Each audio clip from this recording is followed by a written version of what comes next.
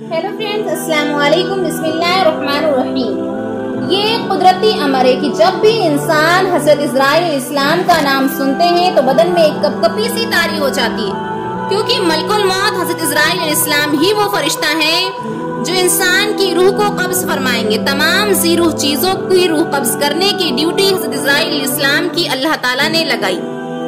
سوال یہ ہے کہ آخر یہ ڈیوٹی حضرت عزرائیل علیہ السلام کو کیوں دی گئی؟ تو ایک دلچسپ حقیقت ہے ان کے بارے میں ہم آپ کو بتائیں گے، اور اس کے علاوہ بھی نبیوں کے بارے میں حقائق واقعات بتائیں گے۔ آپ کی شکل و صورت کیسی تھی، آپ کو اللہ تعالیٰ نے کیسی طاقت اور قدرت عطا فرمائی تھی، آپ ایک ہی وقت میں سینکڑوں ہزاروں روحیں قبض فرما لیتے تھے۔ کیا حضرت عزرائیل علیہ السلام کو حضرت موسیٰ علیہ السلام نے تھپڑ مارا تھا یا نہیں؟ اس کی حقیقت کیا ہے؟ کیا حضرت عزرائیل علیہ السلام کو کبھی کسی کی روح قبض فرماتے ہوئے افسوس ہوا ہے؟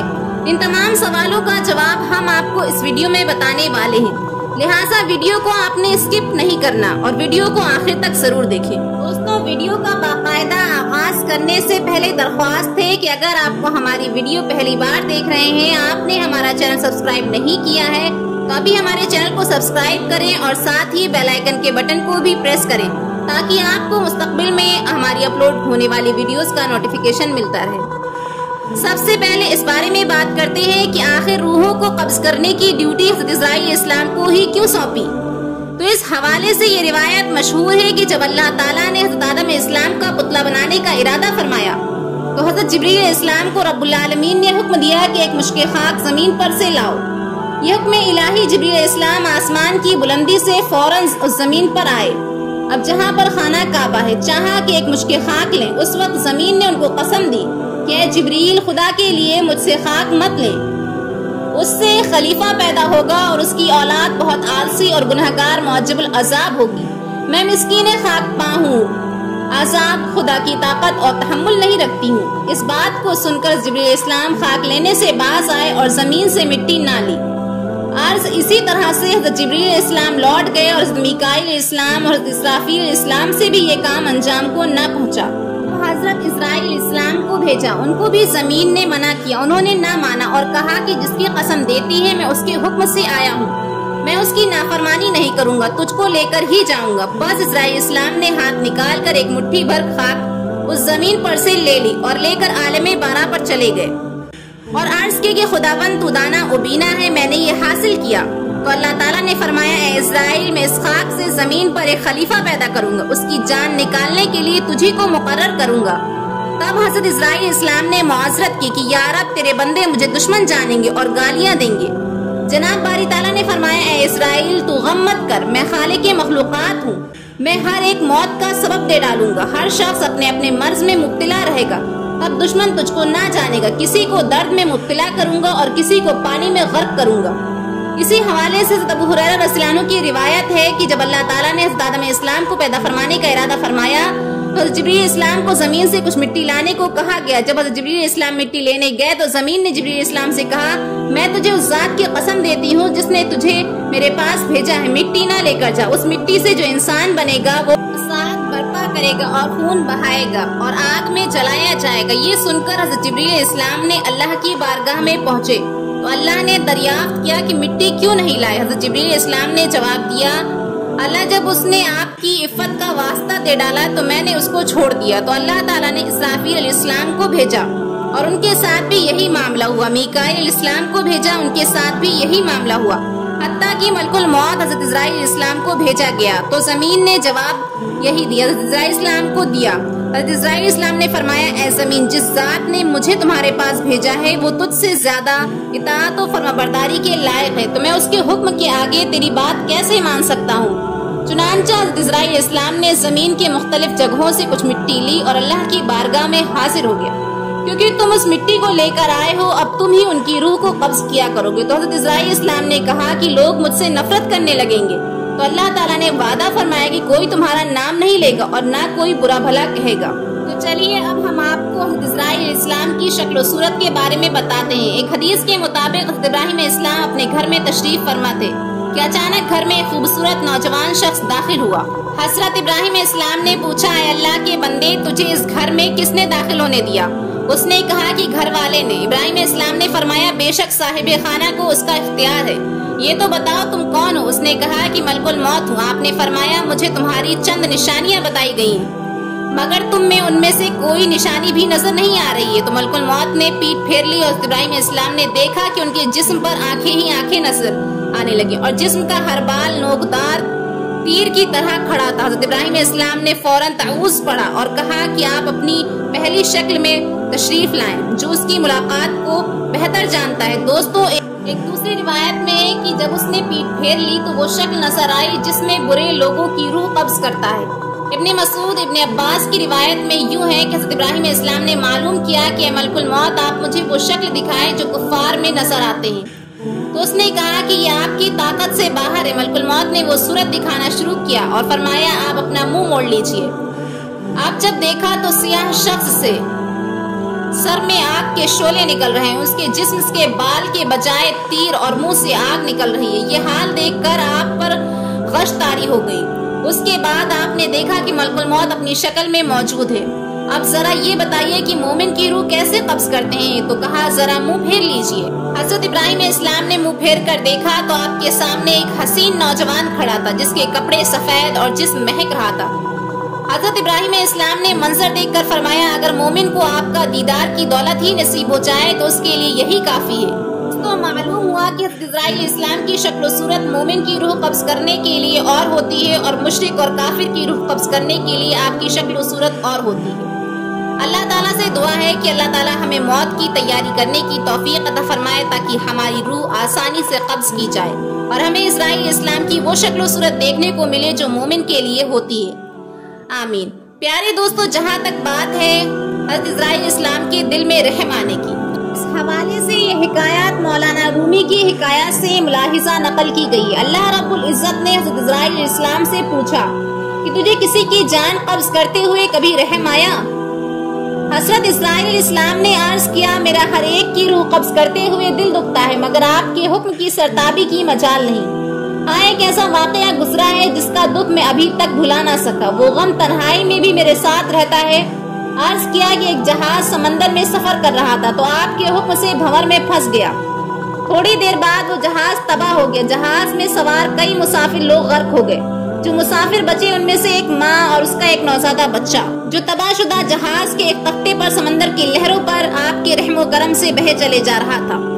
تیز ہوائیں انہیں سینکڑوں میل دور سمندر کے کنارے پہنچا دیا۔ میں ماں اور بیٹے کے بچ جانے سے بہت خوش ہوا۔ اسی لمحے آپ کا حکم ہوا ماں کی روح قبض کر لو۔ مولا کریم، میں نے آپ کے حکم کی تعمیل کی۔ یا باری تعالیٰ، آپ خوب جانتے ہیں یہ حکم پا کر میرا کلیجہ کانپ گیا اور جب میں نے اس چھوٹے سے بچے کو اس کی ماں سے الگ کیا تو مجھے کس قدر تکلیف پہنچی تھی۔ پھر حکم الہی ہوا۔ کیا تجھے معلوم ہے کہ وہ بچہ کہاں ہے اور کس طرح پرورش پاتا رہا؟ اسرائیل علیہ السلام نے عرض کیا کیا آپ عالم الغیب ہیں؟ ظاہر اور باطن آپ کو عیاں ہے۔ اللہ رب العزت نے ارشاد فرمایا ہم نے موج سمندر کو حکم دیا کہ اس لاوارث بچے کو اٹھا کر ساحل پر ڈال دے۔ ساحل کے قریب ایک سرسبز شاداب جزیرہ تھا۔ ہم نے پھولوں کو حکم دیا کہ بچے کے نیچے بچھ جائے۔ سورج سے کہا کہ انہیں تیز شعاعوں سے بچے کو محفوظ رکھنا۔ بادل کو کہا کہ بچے سے ذرا فاصلے پر برسے۔ درختوں کی شاخیں خود بخود جھک کر پھل اور ان کا رس اس کے منہ میں ڈال دیتی تھی۔ جزیرے میں ایک شیرنی کی ہم نے ذمہ داری لگا دی اور وہ روزانہ اسے دودھ پلاتی۔ شیرنی کے خوف سے اس بچے کے پاس کوئی جانور نہیں آ سکتا تھا اور اس جزیرے میں ہم نے خوشنما اور حسین پرندے بھیجے جو ہر وقت چہچہاتے تاکہ بچے کا دل پریشان نہ ہو۔ ماں کو حکم دیا کہ اس بچے پر آہستہ آہستہ سے گزرے تاکہ اس کو کوئی تکلیف نہ پہنچے۔ اے اسرائیل، وہ تنہا، وہ بظاہر بے یار و مددگار بچہ پرورش پا کر خوب صحت مند ہو گیا۔ ہم نے اس کے پاؤں کبھی کانٹا بھی نہ چبھنے دیا۔ دنیا کی تمام نعمتیں اسے عطا کی۔ ایک بادشاہ شکار کھیلتے ہوئے ادھر آ نکلا۔ وہ خوبصورت اور صحت مند بچے کو دیکھ کر بہت خوش ہوا۔ اسے اٹھا کر اپنے محل لے گیا۔ ان کے یہاں اولاد نہ تھی، انہوں نے اسے اپنا بیٹا بنا لیا۔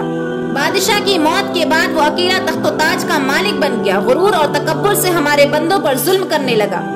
ایسا سرکش نکلا کہ خود ہی خدا بن بیٹھا۔ اپنے بت بنوا کر انہیں سجدے کروانے لگا۔ خاک کا فانی پتلا ہمارا شریک بن بیٹھا۔ آخر ہم نے اس کی بہتری کے لیے اپنے خلیل حضرت ابراہیم علیہ السلام کو اس کے پاس بھیجا۔ اس ظالم نے ہمارے پیارے کو بھی آگ میں پھینک دیا۔ اے اسرائیل، اس بچے نے میرا کیا شکریہ ادا کیا؟ وہ بچہ نمرود بن کر اس وقت بڑے ملک کا بادشاہ ہے، اور اس نے میرے خلیل ابراہیم کو آگ کے الاؤ میں جھونکا، اور اب خدائی کا دعویٰ کر کے لوگوں کو میری راہ سے ہٹاتا ہے اور حکم نہ ماننے والوں کو سخت سزا دیتا ہے۔ اسرائیل نے اسلام سے عرض کیا، اے مخلوقات کے خالق، میں اس سرکش بچے کی حالت سے بے خبر ہونے کی وجہ سے دل میں ملال اور خیال لاتا رہا۔ آپ کے راز آپ ہی جانتے ہیں۔ دوستو، اب بات کرتے ہیں موسیٰ علیہ السلام کا اسرائیل اسلام کو تھپڑ مارنے کے بارے میں۔ تو یاد رہے کہ حدیث پاک میں حضرت اسرائیل اسلام کا ایک واقعہ ملتا ہے جو کہ حضرت موسیٰ علیہ السلام کا ملک الموت کو تھپڑ مارنے کے حوالے سے۔ اس حوالے سے حضرت ابو ہریرہ رضی اللہ عنہ فرماتے ہیں کہ موت کے فرشتے کو حضرت موسیٰ علیہ السلام کی طرف انسانی صورت میں بھیجا گیا۔ وہ فرشتہ آیا تو موسیٰ علیہ السلام نے انہیں تھپڑ مار کر ان کی آنکھ پھوڑ دی۔ فرشتہ اپنے رب تعالیٰ کے پاس واپس گیا اور عرض کیا کہ اے اللہ، تو نے مجھے اپنے بندے کی طرف بھیجا جو مرنا نہیں چاہتا۔ اللہ تعالیٰ نے ان کی آنکھ درست فرما دی اور فرمایا ان کے پاس دوبارہ جاؤ اور انہیں کہو کہ اپنے ہاتھ کی اسی بیل کی پشت میں رکھے، انہیں ہر بال کے عوض جو ان کے ہاتھ کے نیچے آئے گا 1 سال زندگی ملے گی۔ اس ساری کارروائی کے بعد موسیٰ علیہ السلام نے کہا، اے میرے رب، پھر کیا ہوگا؟ فرمایا، پھر موت۔ انہوں نے کہا، پھر ابھی ٹھیک ہے۔ انہوں نے اللہ تعالیٰ سے دعا کی کہ مجھے ایک پتھر پھینکنے کے فاصلے تک مقدس سرزمین کے قریب کر دیا جائے۔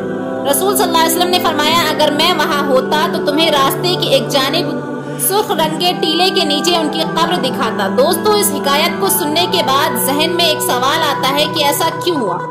تو اس بات کو ابن بطال لکھتے ہیں کہ اللہ تعالیٰ نے فرشتے کو موسیٰ علیہ السلام کا امتحان لینے کے لیے بھیجا تھا، نہ کہ موت کے لیے، اور فرمایا کہ فرشتہ انسانی شکل میں تھا، اس لیے یہ معاملہ پیش آیا۔ پیارے دوستو، یہ تھی کچھ حکایات، روایات حضرت اسرائیل علیہ السلام کے بارے میں۔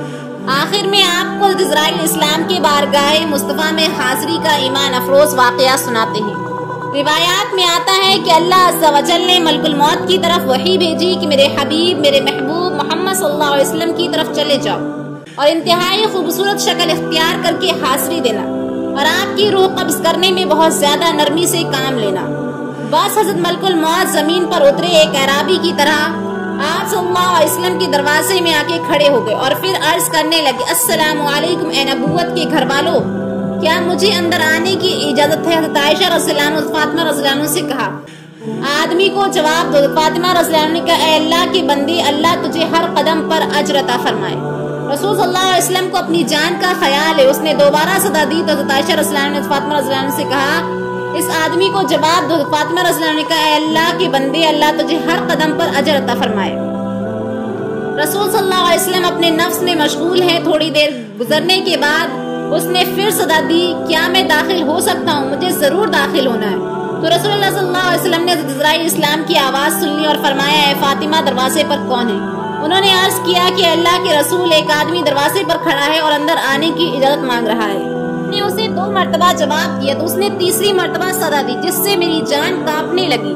رسول صلی اللہ علیہ وسلم نے فرمایا، اے فاطمہ، کیا تم جانتی ہو دروازے میں کون ہے؟